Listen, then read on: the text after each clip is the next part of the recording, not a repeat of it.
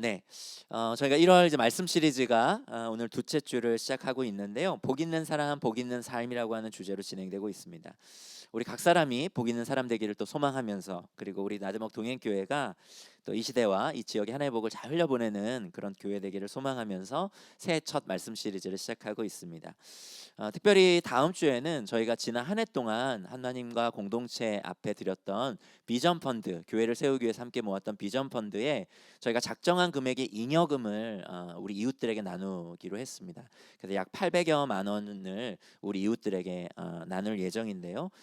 그렇게 나눔을 시작함으로 인해서 우리가 이 새해를 맞이하는 이유는 2020년 한 해 동안 우리 나들목 동행교회가 계속해서 나누는 교회가 되겠다라고 하는 다짐이기도 합니다. 그래서 오늘 그 맥락 가운데 오늘 좀 특별한 분을 모셨습니다. 오늘은 목사님이 아니라 목자님을 모셨습니다. 우리 하나의 말씀은 우리 목사님을 통해서도 전해지지만 또 목사님들에게만을 통해서 전해지는 것이 아니라 우리 목자님을 통해서도 이렇게 전해질 수 있습니다. 우리 스테반 집사님이 그러셨고 우리 빌립 집사님도 그러셨는데, 오늘 말씀을 전해주시는 우리 황병구 목자님은 우리 한빛누리 재단 본부장이시기도 하고 사회적으로 또 여러 직함을 좀 갖고 계시지만은 우리 나들목교회, 예전에 나들목교회 시절에 우리 변역사역 디렉터 이시기도 하셨고, 또 예배 인도자이시기도 하셨고, 지금은 서로교회의 정다운 마을의 마을지기이시고 홍제가정교회 또 목자님이십니다. 이제 우리 황병구 목자님, 서로교회를 버리고 동행교회로 오신 우리 목자님에게 감사의 박수로 좀 축복하면서 맞았으면 좋겠습니다. 네, 이렇게 과분한 소개와 환영을 받으니까 저는 올 한 해 받을 복을 오늘 다 받은 것 같습니다. 감사합니다. 저 작년 11월에 이질 목사님이 서로교회 오셔서 이렇게 말씀하셨어요. 형님 댁 방문하는 심정으로 왔다. 근데 진짜 잘 차려놓고 사셔서 부럽다. 뭐 흥부가 놀부집에 온 것 같았습니다. 근데 저는 오늘 와보니 뭐 이것저것 들어보니 뭐 제대로 복받은 흥부집에 온 것 같습니다. 오늘 어쩌면 흥분의 집이 복받은 비결에 대해서 말씀드리는 시간이 아닐까 그런 생각도 합니다. 지난주에 이미 소개된 창세기 말씀입니다. 이번 주 도시락에 곧 소개될 말씀인데요. 함께 읽으면서 오늘 메시지를 열겠습니다. 창세기 12장이죠. 1절부터 3절까지 함께 읽겠습니다. 주님께서 아브라함에게 말씀하셨다. 너는 내가 살고 있는 땅과 내가 난 곳과 너희 아버지의 집을 떠나서 내가 보여주는 땅으로 가거라. 내가 너로 큰 민족이 되게 하고 너에게 복을 주어서 내가 크게 이름을 떨치게 하겠다. 너는 복의 근원이 될 것이다. 너를 축복하는 사람에게는 내가 복을 베풀고 너를 저주하는 사람에게는 내가 저주를 내릴 것이다. 땅에 사는 모든 민족이 너로 말미암아 복을 받을 것이다. 네, 아래 히브리서 말씀 메시지 후반에 함께 읽도록 하겠습니다. 나들목교회 네트워크 형제교회들을 살펴보면 대표 목사님들의 개성이 조금씩 드러납니다. 설악의 김창동 목사님은 늘 깊은 영성을 추구하시면서 새벽마다 말씀과 씨름하는 그런 분이시죠. 최은환 목사님, 교회 이름처럼 거룩한 꿈에 사로잡혀서 늘 새로움을 추구하는 열정의 목회자시죠. 이지일 목사님 어떤가요? 기도면 기도, 꿈이면 꿈, 게다가 그걸 또 시로 표현하시는 분이시죠. 요즘에 신작시는 좀 있으신가요? 네, 사실 성경은 이렇게 기도하고 꿈꾸고 시를 쓰는 이들의 기록이었습니다. 오늘 창세기에 등장하는 아브라함도 그런 사람들 중에 하나였는데 부족한 것이 있다면 그분은 시인은 아니셨다는 거죠. 아브라함이 시를 썼다면 다음에 소개하는 엑소더스라는 김서혁 권사님의 시의 내용이었을 것입니다. 엑소더스는 출애굽이라는 뜻입니다만 성경은 출애굽 이전인 창세기에서부터 이미 엑소더스의 본질을 소개하고 있습니다. 제가 한번 낭송해 보겠습니다. 엑소더스. 나는 떠나리라. 내 정든 고향을 떠나리라. 내 고륙과 오래 묻어든 유년과 내 사랑에서 떠나리라. 나는 떠나리라. 너에게서 떠나리라. 허탄한 몸짓과 썩어질 것에 집착한 집요한 상념에서 떠나리라. 너를 그토록 경멸했건만 너는 나를 들여다보고 미소 지은 얼굴로 날 쓰러뜨리기 수십 번. 넌 나를 휘어잡고 놓아주질 않는구나. 그러나 이젠 용서하느리 문을 활짝 열고 아브라함과 엘리사가 떠나듯 드디어 나로부터 출항하리라. 영원의 돛을 높이 휘날리며 미련 없이 노래하며 떠나리라. 저는 이 시를 1992년에 만났습니다. 제가 뜨인돌이라는 기독노래 운동을 하던 20대 시절이었습니다. 잠시 후에 제대로 소개하겠지만 저는 이 시 덕분에 제 삶의 궤적에서 떠날 용기를 조금 더 낼 수 있었던 것 같습니다. 복의 근원 아브라함의 전환점은 고향을 떠나는 것에서부터 시작합니다. 전후 맥락을 살펴보면 아브라함이 갈대아 우르를 떠난 것은 이때가 아니고 아버지 하란 때였습니다.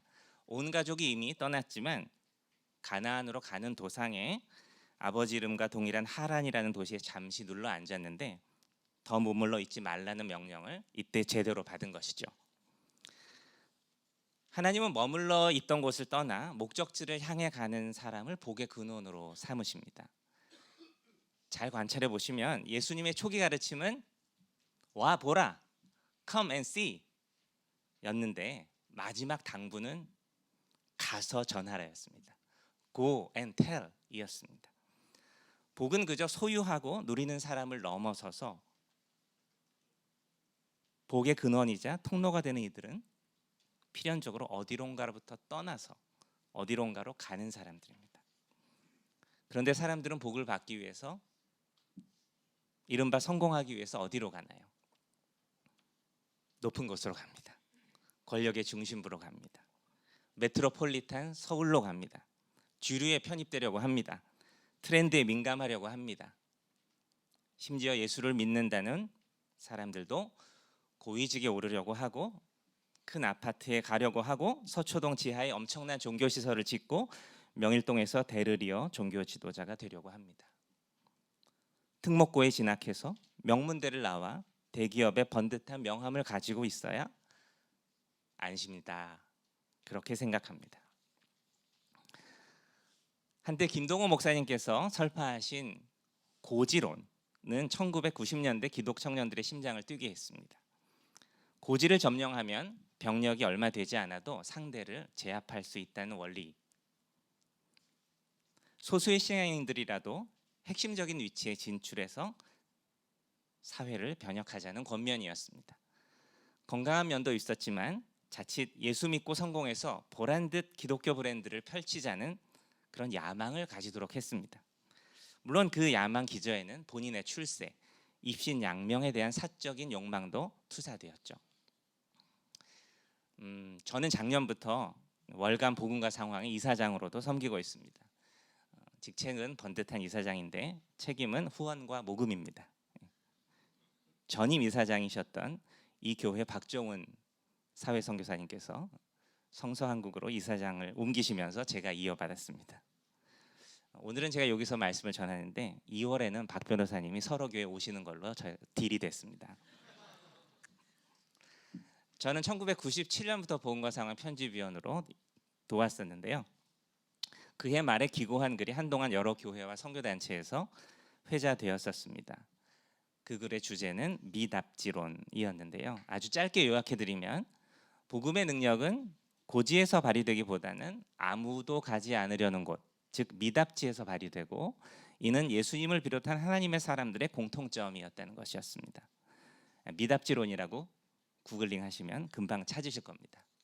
네, 지금 하라는 건 아닙니다. 성경이 말하는 복에 대해서도 우리는 쉽게 오도됩니다. 기복신앙은 좋은 겁니다. 복을 추구하는 거니까요. 그 복에 대한 개념이 잘못된 거죠. 세상이 말하는 유복함이나 물질적 풍요와 혼동하기 십상입니다. 여러분 풍삼기 하면 풍성한 삶의 기초죠. 살짝 바꿔서 풍족한 삶의 기초라고 하면 얼마나 우습습니까? 부요한 삶의 기초, 좀 이상하죠. 성경은 단호하게 그 복의 성격을 정의하고 있습니다. 다음에 세 구절을 차례로 살펴보겠습니다. 먼저 지난주 목사님께서 언급하신 팔복 산상수훈의 절정 부분입니다. 마태복음 5장 9절부터인데요. 함께 읽겠습니다. 평화를 이루는 사람은 복이 있다. 하나님이 그들을 자기의 자녀라고 부르실 것이다. 의를 위하여 박해를 받은 사람은 복이 있다. 하늘나라가 그들의 것이다. 너희가 나 때문에 모욕을 당하고 박해를 받고 터무니없는 말로 온갖 비난을 받으면 복이 있다. 너희는 기뻐하고 즐거워하여라. 하늘에서 받을 너희의 상이 크기 때문이다.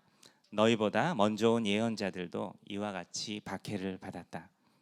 그리고 사도 바울이 순회 사역 중에 에베소 교회를 떠나며 남긴 유언과 같은 당부를 또 살펴보겠습니다. 사도행전 20장 33절부터의 말씀입니다.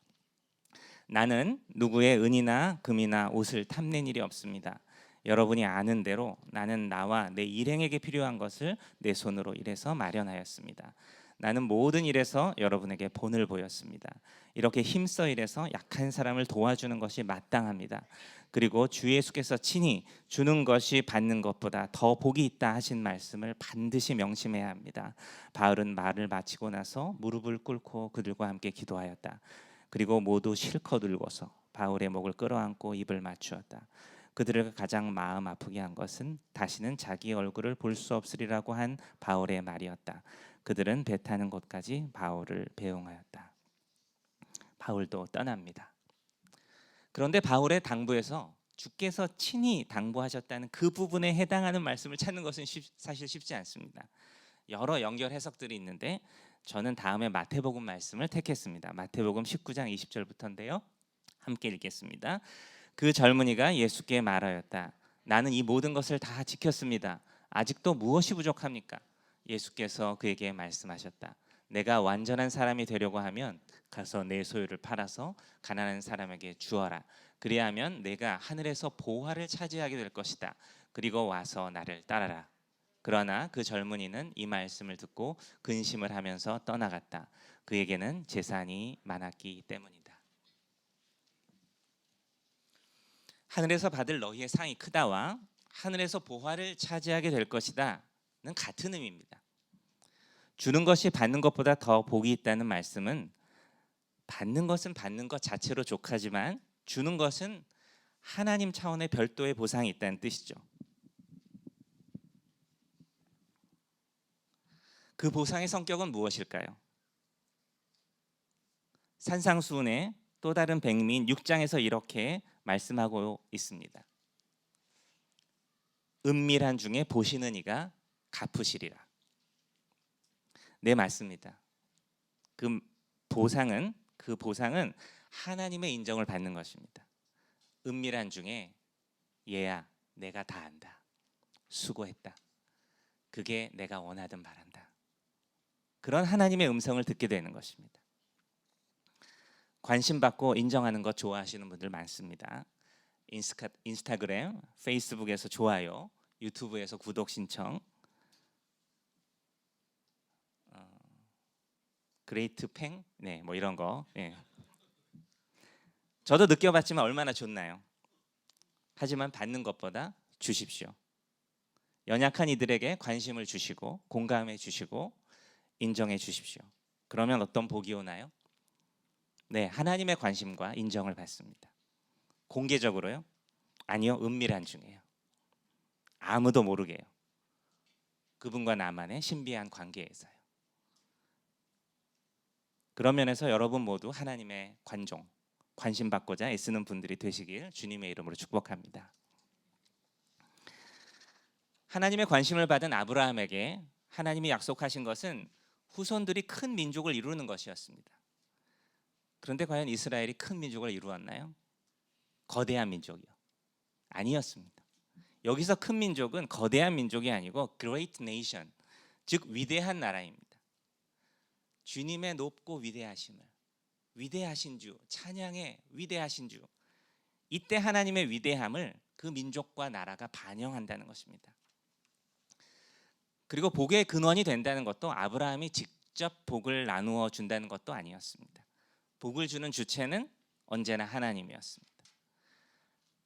아브라함의 후손을 축복하는 자에게 하나님이 복을 내리신다는 것이었죠.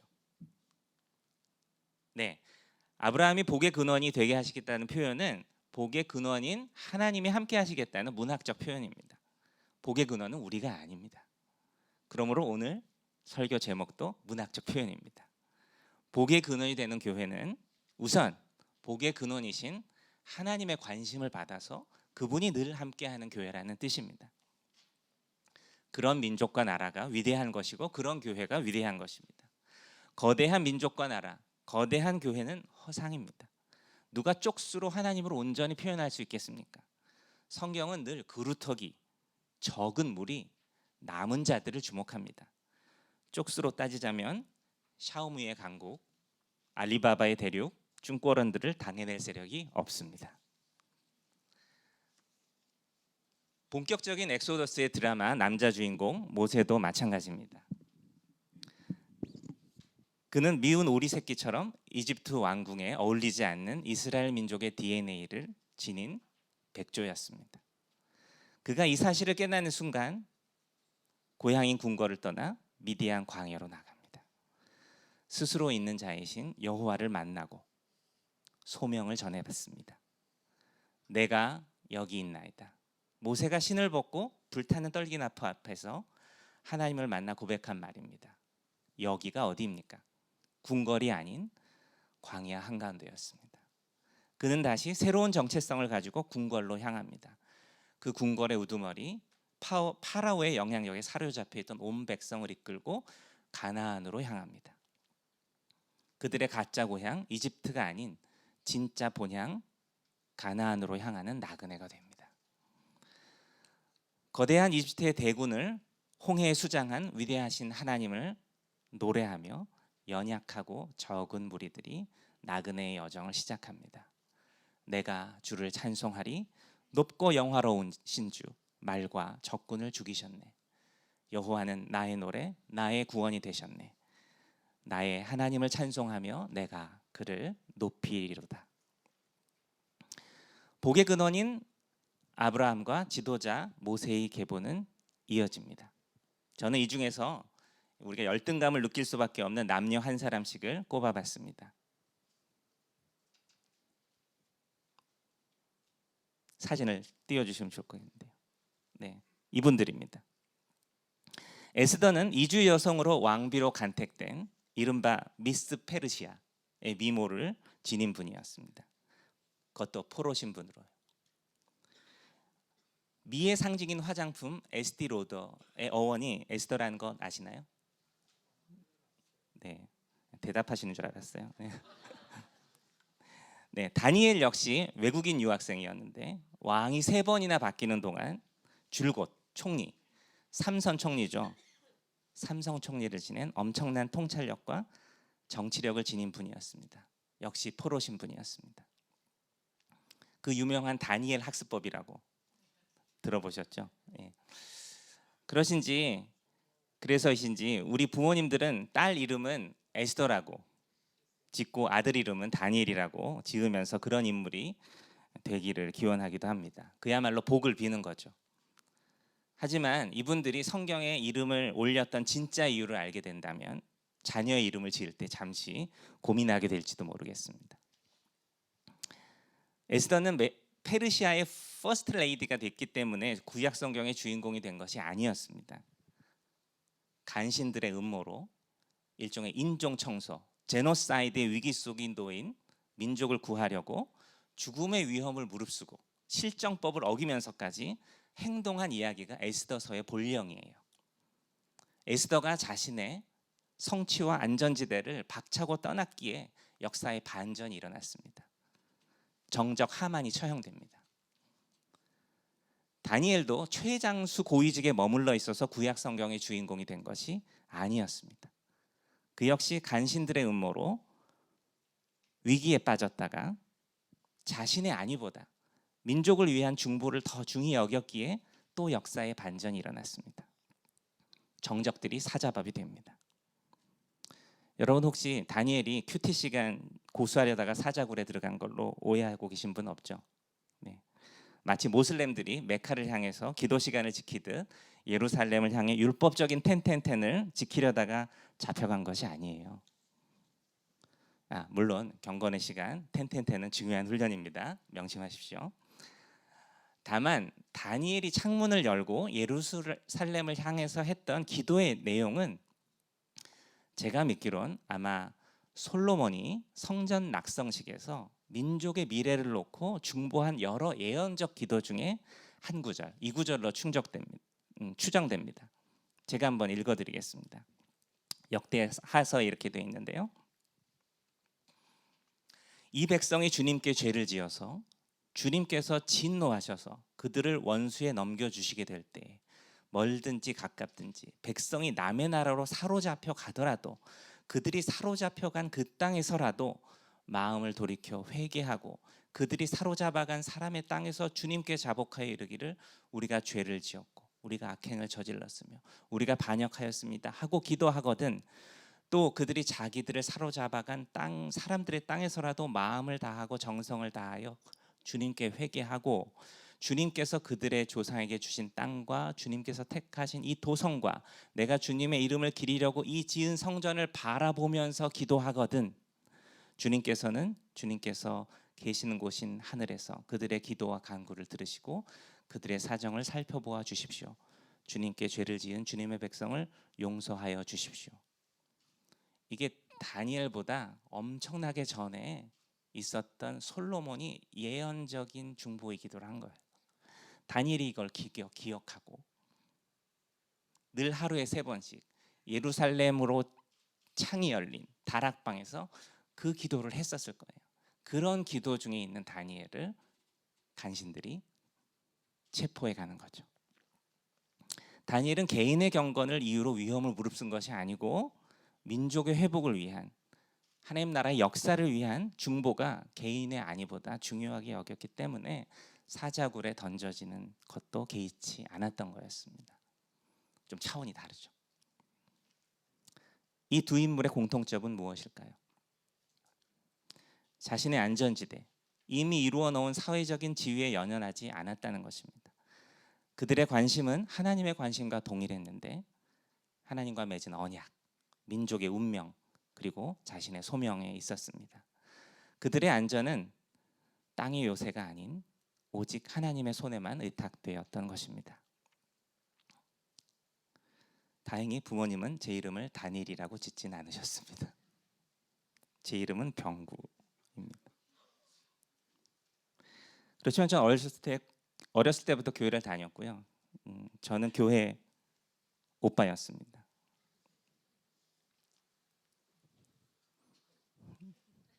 네, 어렸을 때부터 기타도 치고, 중고등부에서 일하고, 청년부 회장도 하고, 이건 이제 청년부 회장하던 시절에 청년부 친구들과 함께 서울역 개축되기 전에 이제 전도여행 끝나고 다녀오던 모습인데요. 제가 어디 있을까요? 네, 제일 오른쪽. 여러분 보시기에 왼쪽. 제가 오른쪽이 저고요. 그 바로 옆이 제 아내인 이수진 목자입니다. 그 이후에 사귀었던 것 같아요. 이때는 아니었던 것 같아요. 네. 하여튼 교회 오빠였고요. 약간 엄친아스러워서 교회 권사님들 아들 딸들이 저를 원망했어요. 네. 저는 어렸을 때부터 로봇에 관심이 있었고요. 하늘을 나는 로봇. 그래서 열심히 공학 공부를 해서 아이들이 셈을 내는 관악산 기술계 대학에 진학해서 전자공학을 전공했습니다. 이렇게 잘 나가던 저한테 좀 고민스러운 사건이 생겼는데 그 중에 하나는 이런 사건이었습니다.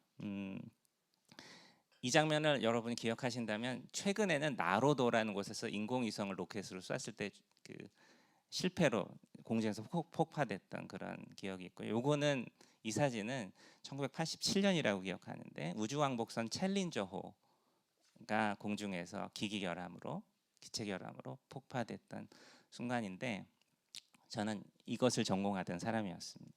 무인 비행체의 컨트롤, 유도 제어 이런 거였는데요.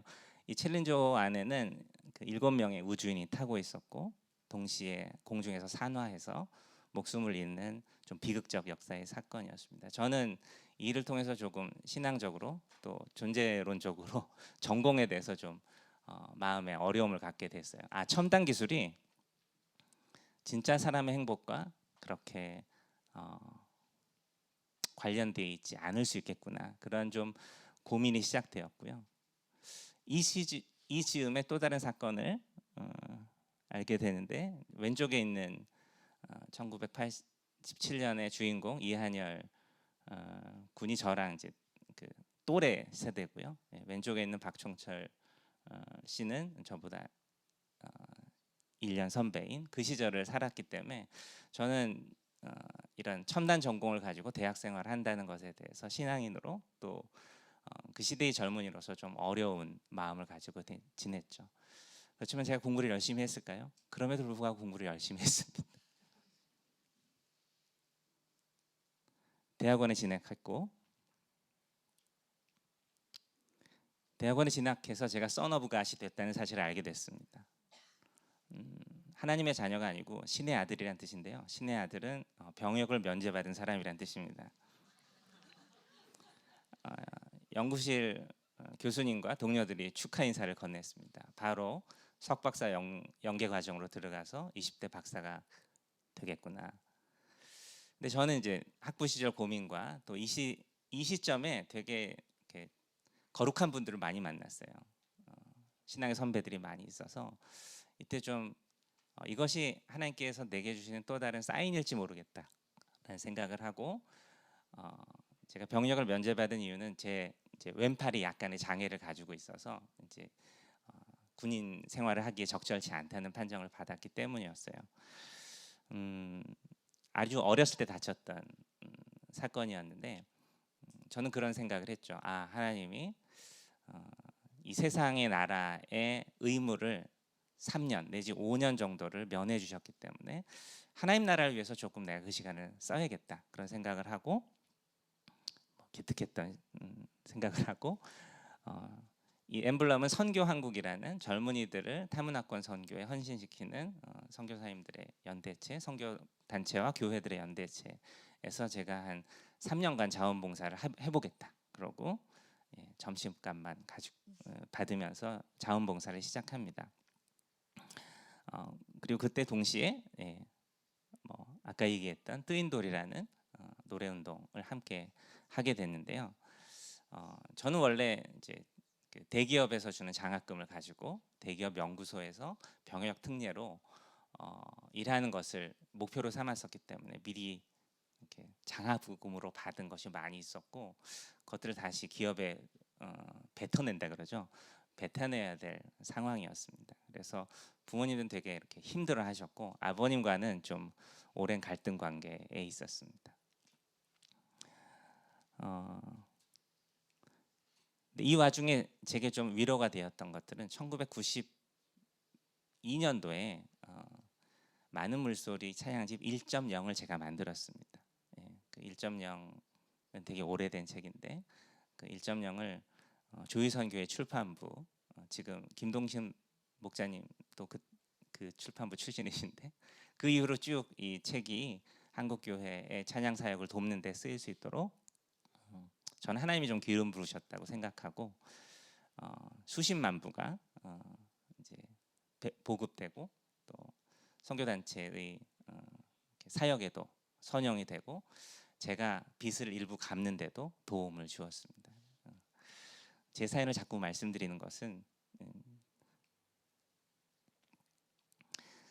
제가 안전지대를 하나 둘 떠날 때 하나님께서 그 다음에 갈 길을 조금씩 예비해 주신다는 것들을 알게 됐습니다. 저는 선교한국 대회를 도우면서 이 사람이 가성비가 좋은 사람이라는 인정을 받게 됐어요. 적은 보수로 많은 일을 하는구나.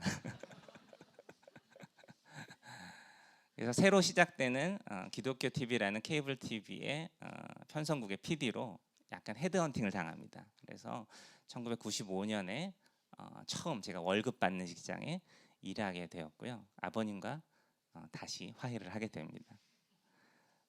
제가 열심히 일했겠죠. 인정받고 일해서 고위 그 회사의 중역들의 이렇게 이쁨을 받는 프로듀서 생활을 시작합니다. 그때쯤 이런 게 옵니다. 기억하시나요? 1997년 이런 해였고, 방송국 뭐 홍보 회사 이런 좀 생산직에 직결되지 않는 회사들은 아주 큰 충격을 받고 반수 이상의 직원들을 구조조정하는 어려운 시기를 겪게 되죠. 저는 살아남았을까요? 잘렸을까요? 네, 제가 이쁨 받고 일했다 그랬잖아요. 네, 잘리지 않고 살아남고 게다가 막 이렇게 구조조정해야 되는 사람들 그 사람의 리스트를 작성하는 조정실에서 기획조정실의 일을 돕게 됩니다. 근데 그때 제 마음에 이건 아니다라는 생각을 갖게 됐어요. 왜냐하면 그 구조조정 자체가 좀 지금 존재하는 근로기준법, 당시에서 있었던 노동관계법에 좀 적절치 않은 방법으로 그 일이 진행됐다는 사실을 알게 되고 그것이 직장 동료들에게 슬픔과 아픔을 주었다는 사실을 알게 되고 그래서 저의 선택은 회사에 없던 노동조합을 설립하고 제가 초대 사무국장으로 잘린 30명의 동료들을 구제하는 투쟁을 시작합니다. 제가 1대 사무국장이고 2대 사무국장이 누구냐 하면 김용민 씨예요. 김용민 씨가 제 직장 후배입니다. 30명의 동료들을 다 2년 정도 투쟁했는데 2년 정도 후에 다 원직 복직해서 다시 명예퇴직을 할 수 있는 정상적인 퇴직 과정을 밟는 일을 마치고 저도 그들과 함께 퇴직합니다. 물론 그 과정 중에 저도 좀 부당해고도 여러 번 당하고 뭐 수염 기르고 사장님 방 앞에서 투쟁하고 뭐 이런 일들도 있었습니다. 되게 오래된 일인데 상상이 잘 안 가시죠? 네. 그리고 저는 이후에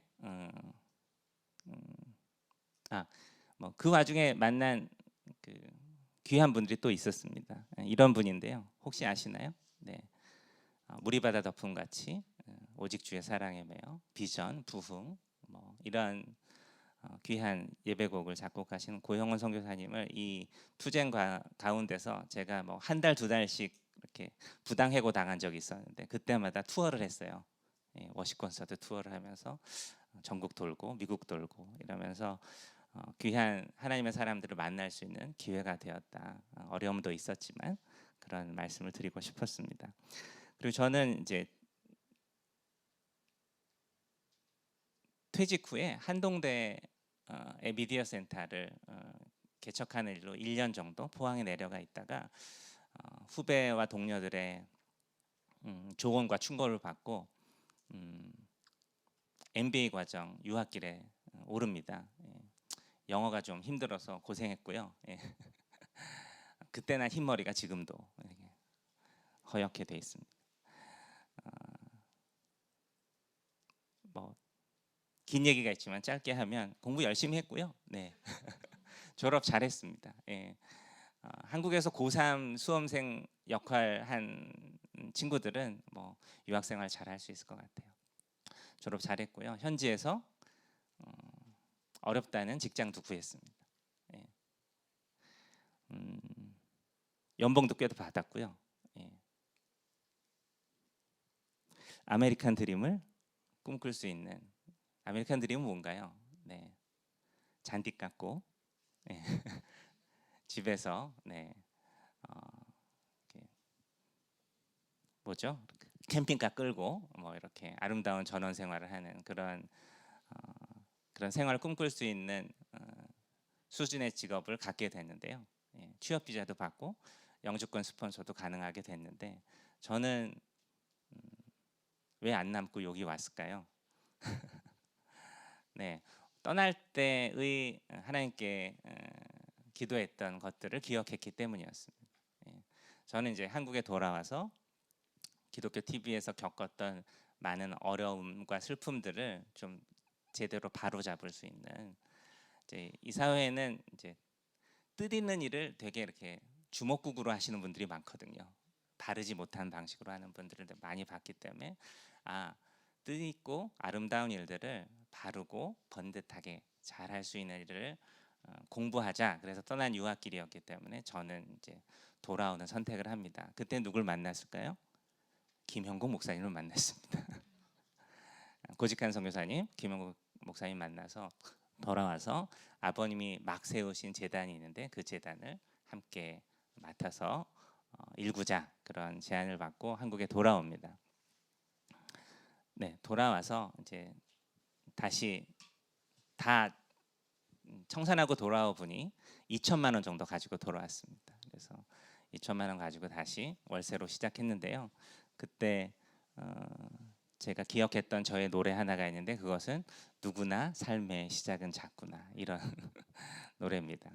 네, 이 노래 말고 제가 여러분하고 더 소개하고자 하는 노래 가사 바꾸기 노래가 있는데 이것은 제가 봉화상황 20주년 감사 예배 때 9년 전이네요. 내년이 30주년이니까 이런 노래로 예배 인도한 적이 있습니다. 1절은 제대로 했고요. 예, 당신은 고난 받기 위해 태어난 사람. 네, 당신의 삶 속에서 그 고난 받고 있죠. 브릿지도 있거든요. 태초부터 계획된 예수님의 고난은 우리의 헌신을 통해 열매를 맺고 당신이 이 세상을 거슬러 감으로 인해 우리에게 얼마나 큰 도전이 되는지 당신은 고난 받기 위해 태어난 사람 지금도 그 고난 받고 있죠. 물론 사랑도 받지만 복음과 은혜를 저희가 공급받지만 그것과 함께 우리에게 삶의 고난이 공존한다는 깨달음이었습니다. 저의 직업은 공인중개사가 아니고 공익중개사예요. 공익중개사는 뭐냐 하면 좋은 일 하는 분들에게 선한 뜻을 가진 분들을 연결해서 서로 시너지를 낸다든지 좋은 후원이 아름다운 곳에 쓰일 수 있도록 돕는 일이 저의 직업 중에 하나인데요. 그 직업을 가지고서 한국에 돌아왔는데 한국의 교육 현실이 그렇게 녹록지 않다는 사실을 알게 됐어요. 제가 초등학교 운영위원장으로도 일했었습니다. 제 아이들이 있는 초등학교에. 초등학교만 하더라도 여러 가지 사회의 모든 것이 함축되어 있는 공간이었죠. 뭐 급식 우유 하나, 뭐 졸업생 앨범, 뭐 수학 여행의 버스 대절 이런 거 하나 하나가 모두 이해관계에 얽혀 있는 진짜 정치 사회 문화가 한 학교 안에 머물러 있었는데요. 그곳에서 또 아이들은 어떤 어려움을 겪고 있냐 하면 제가 개나리와 진달래래요. 코스모스를 갖다 놨는데 일찍 두각을 나타내는 친구들은 기회와 특권을 다 공급받고 좀 더디 걷는 아이들은 모든 것을 잃게 되는 그런 부조리하고 불공정한 교육 환경을 알게 되어서 저도 이제 사교육 걱정 없는 세상이라는 시민단체를 함께 발기하고 거기서 뭐 감사로도 일하고 운영위원은 강사로도 일하는 일을 하게 됩니다. 그러면서 이제 저만 했을까요? 네, 제 아내 이수진 목자도 같이 그 일을 하면서 저희 딸이 중학교 3학년을 마치고 고등학교 1학년 올라가기 전에 스스로 갭이어를 택해서 속도로 승부를 보는 이 사회에 좀 다른 모습을 보여주는 균열을 내는 일을 시작해보자 그런 시도를 했었는데요. 그 일을 마치고 많은 분들이 격려를 해주셔서요. 제 딸과 저는 2012년에 갭이어를 가졌었는데 2016년부터는 한 해에 10가정씩 손에 손을 잡고 그 일을 같이 해보자 그런 분들이 일어나서 꽃다운 친구들이라는 이름을 짓고 함께 하게 됐습니다. 제가 뭐 제 이야기를 좀 재밌게 전한다고 했는데 좀 단맛이었죠. 네. 네. 자랑도 아닌 것 같고. 근데 제가 삶의 고기마다 이렇게 좀 본성에 반하는 의외의 선택을 하게 된 것은 어떤 제 면밀한 계획과 확고한 의지 때문은 아니었습니다. 저는 지금 돌아보면 하나님의 좀 신비한 인도셨다. 사실 당시에 제 인생은 되게 표류하는 것처럼 느껴졌었고 다음 챕터에 대한 아무 설계가 없었습니다. 다만 저의 이런 선택을 하나님께서 방치하시진 않겠지 그런 어렴풋한 믿음이 저를 붙들었던 것 같습니다. 그리고 소개드린 꽃다운 친구들을 아내와 함께 시작하게 된 것은 일종의 운동이죠. 쉼 없는 학업 노동. 전 세계 국가 중에서 가장 많은 시간을 학업 노동에 시달리고 있는 이 땅의 청소년들을 출애굽시켜야 된다는 또 다른 엑소더스의 꿈을 가지게 되었기 때문이었습니다. 구약학자 월터 브루그만은 그의 책 안식일은 저항이다에서 우리 시대에서도 파라오의 시스템과 같은 곳에서 떠나야 하지만 그 떠남은 지리적 떠남이 아니다. 도리어 그 떠남은 정서와 재의와 경제 면에서 떠나는 것이다. 이 떠남은 그런 생각이 아니라 실제 행동이다라고 이야기하고 있습니다. 청소년 계비어 운동인 꽃다운 친구들은 일종의 대안 교육 운동이 아니고요. 출애굽 같은 노예 해방 인권 운동입니다. 그리고 1년의 방학 동안 하나님에 대해서는 이런 반구하지 않지만 안식이라는 쉼이라는 이런 신학적 의미를 경험으로 제공하고 있다는 면에서 저는 하나님 운동, 하나님 나라의 운동이라고 생각하고 있습니다. 안식일은 본래 하나님이 창조 사역을 마치시고 피조계와 함께 스스로 경축하시기 위해 디자인하신 각별한 시간이지만 이 타락한 세상에서는 하나님의 주권을 주장하기 위한 저항으로서 더욱 의미가 있습니다.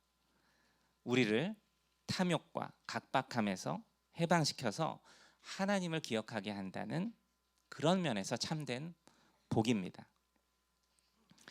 저는 제 인생의 초기에서부터 현재까지 어디에 머물지 않고 떠날 때 경험되는 복에 대해서 묵상할 수밖에 없었습니다. 내게 익숙한 고향에서, 전공에서 떠나고 내가 성취해 놓은 직장, 안전지대를 떠나고 나를 억압하는 탕욕의 시스템, 나만이 아니고 우리 가족 전체를 떠나게 할 때 하나님과 동행하는 참된 복을 누릴 수 있게 됨을 곱씹게 됩니다. 아브라함을 믿음의 조상으로 삼아서 흘러내려온 복의 결정체는 결국 메시아 예수님이십니다. 그분은 하나님이 우리와 함께 하신다라는 그 임마누엘의 복 그 자체시죠.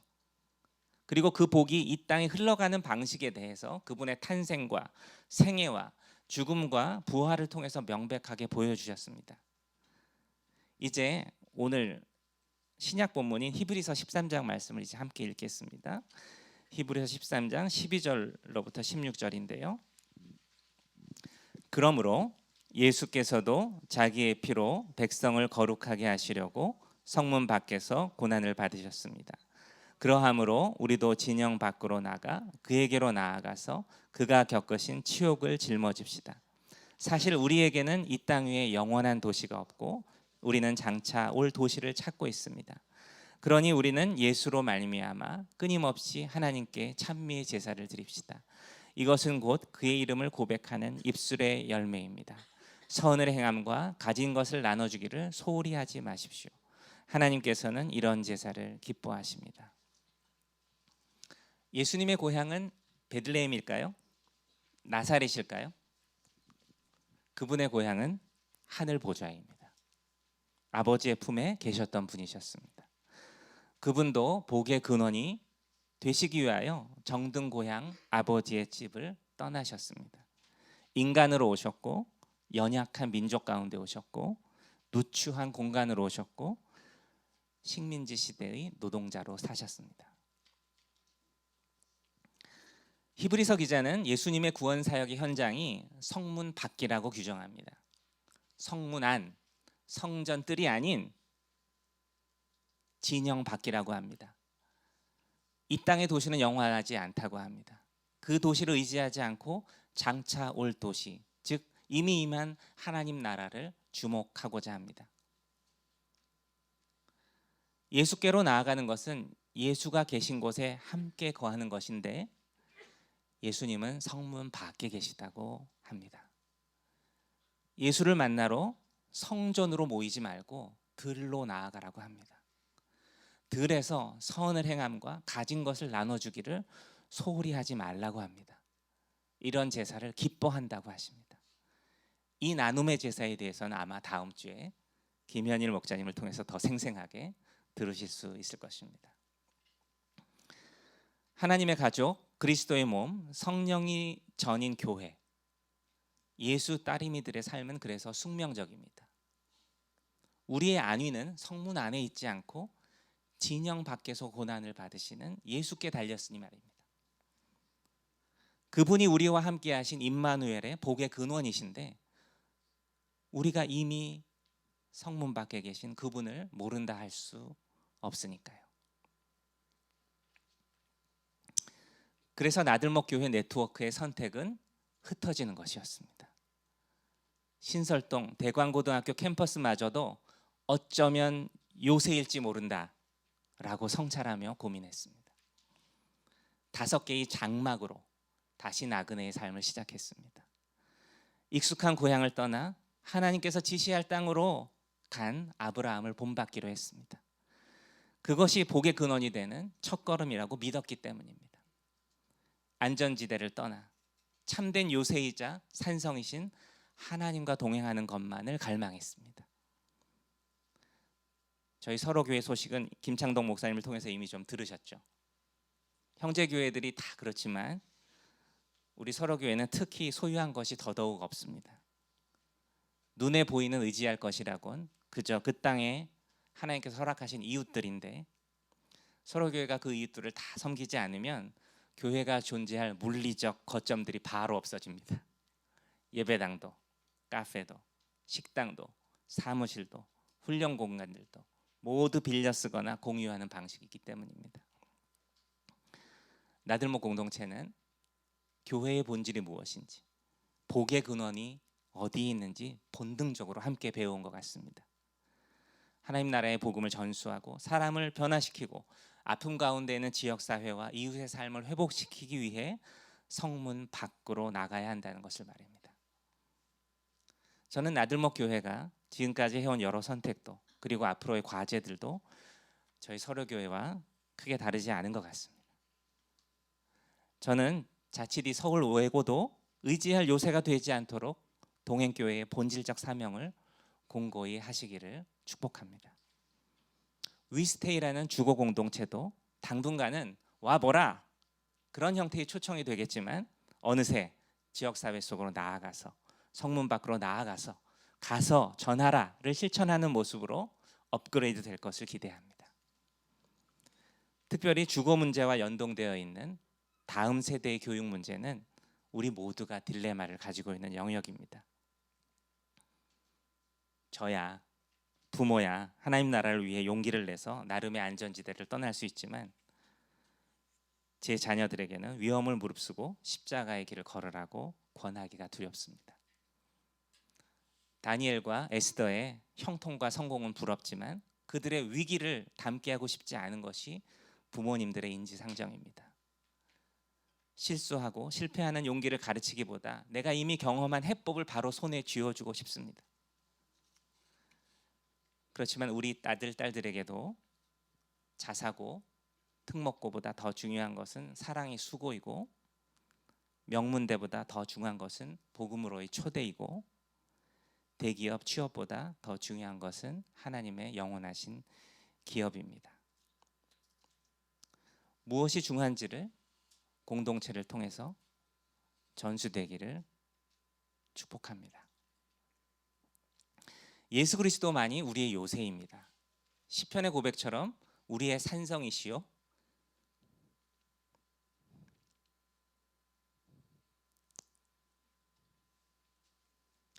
피난처입니다. 그분보다 더 안전한 곳은 없습니다.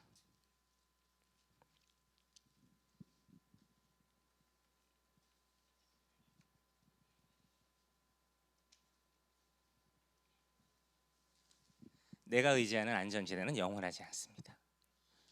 불에 타 사라질 집더미와 다름없습니다. 만세반석, 즉 영원히 요동치 않는 든든한 기초인 예수 그리스도께서 복의 근원이시며 우리 교회의 머리이십니다. 그래서 그분과 함께하는 것이 복이라고 고백하는 것입니다.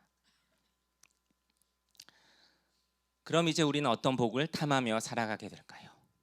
어떤 복을 추구하며 욕심을 부리게 될까요? 저는 지금부터 딱 20년 전인 2000년 1월에 한 선교단체 월간지에 다음과 같은 제목의 컬럼을 기고했었습니다. 이 시대 최고의 욕심쟁이가 되십시오. 그리스도인들은 모름지기 욕심쟁이입니다. 왜냐하면 물질과 명예와 권력으로는 셈할 수 없는 하나님의 사랑을 탐하기 때문입니다. 100번 양보해서 한 번 더 곰곰이 생각해봐도 사랑과 신의를 몇 푼의 재리의 유혹보다 더 중히 생각하는 사람들이기에 감히 그리스도인들은 거룩한 욕심쟁이라고 단언하고 싶습니다. 사랑과 믿음은 돈으로는 살 수 없는 귀중한 가치임을 누구나 알고 있습니다. 그리고 세상을 품은 그리스도인들은 더 심각한 욕심쟁이들입니다. 하나님께서 나를 사랑하신다는 사실도 모자라서 제게 이 산지를 주소서라고 기도하는 지독한 사람들이기 때문입니다. 또 1000번 양보하고 생각해봐도 그 땅을 다스리는 군수나 시장이나 대통령이 되기를 바라지 않고 그 땅을 위한 중보자로, 제사장으로, 복음의 빚진 자로 살아가려는 진짜 욕심쟁이들입니다. 세상의 주인은 10년을 넘지 못하지만 영혼을 위해 일한 사람들은 별과 같이 영원히 빛날 것을 아는 영리한 사람들이기 때문입니다. 이들은 철저히 미래를 내다보는 투자자적 시각을 가진 골수들입니다. 무엇보다 한 영혼을 위해 그 삶을 희생하는 이들은 누구도 못 말리는 욕심쟁이들입니다. 천하보다 귀한 한 생명을 얻기 위한 묻지마 투자자인 셈입니다. 이들이 사람을 사랑하는 것에는 딱히 이유가 없습니다. 누군가가 예수 그리스도를 모른다는 사실만으로 눈물이 나고 마음이 동하여 복음을 들고 하나님 나라에 자신의 삶을 던지는 사람들입니다. 이들은 선천적으로 감각적인 투자 근성을 타고난 고수들입니다. 여러분, 이 시대의 최고의 욕심쟁이가 되십시오. 수익률, 영원 수익률 1000%, 아니 그 곱절을 위한 전략적인 삶을 사십시오. 자신보다 더 뛰어난 욕심쟁이들을 길러내는 위치에 서실 수도 있습니다. 다단계 판매 왕보다, 엔젤 펀드 매니저보다, 코스닥 상장 벤처기업 사장보다 더 위대한 욕심쟁이가 되십시다. 이제 성령의 소욕을 탐하는 세대가 필요합니다. 온 세상의 주인이신 분께서 이 소욕을 조차 행하는 이들을 부르십니다. 이제 1분간 하나님 앞에 침묵하며 오늘 말씀을 통해서 각자에게 보여주신 하나님의 말씀을, 하나님 마음을 통해 소망을 다지는 시간을 갖겠습니다.